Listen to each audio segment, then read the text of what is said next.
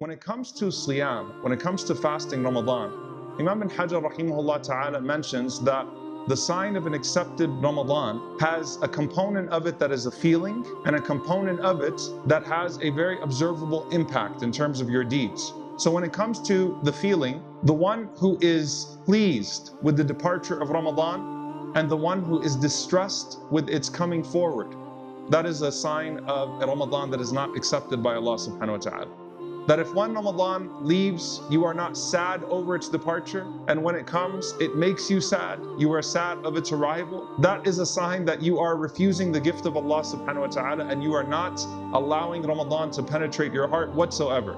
So that is the person whose fasting only is abandoning their food and drink for a month as an exercise, but spiritually speaking, there's no penetration. So that's the feeling of Ramadan. As for the effect, it's the consistency of your deeds after Ramadan. So there's a feeling and there's an impact, an observable impact.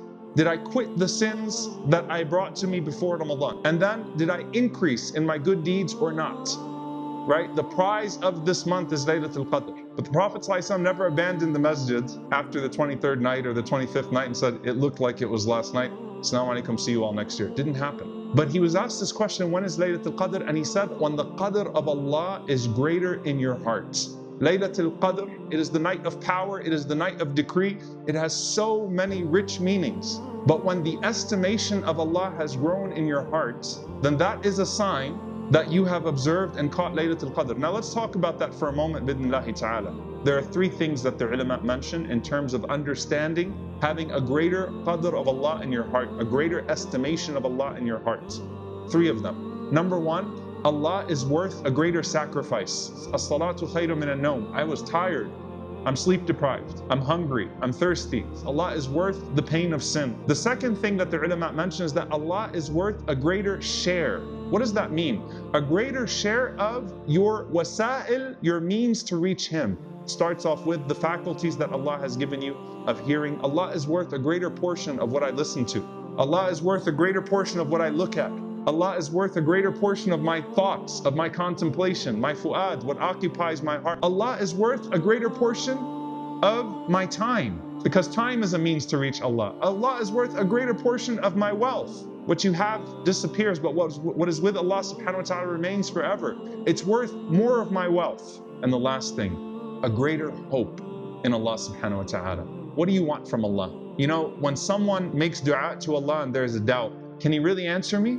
مَا قَدَرَ اللَّهَ حَقَّ قَدْرِهِ. You didn't give Allah His due estimation. Am I going to really realize like His Jannah and what Allah is promising, is it really going to be there and is it really going to be all worth it? You didn't give Allah His due estimation.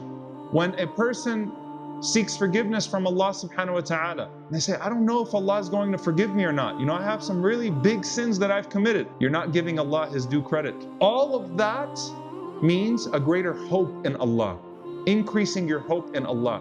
When you diminish your hope in Allah, what you are really doing is you are suggesting a deficiency on His part subhanahu wa ta'ala. And Allah subhanahu wa ta'ala has no deficiency. And so, dear brothers and sisters, with Laylatul Qadr in particular, if Allah increases the estimation, the Qadr of Allah, the power of Allah in our hearts, the share of Allah in our hearts, that is a sign of an accepted Laylatul Qadr.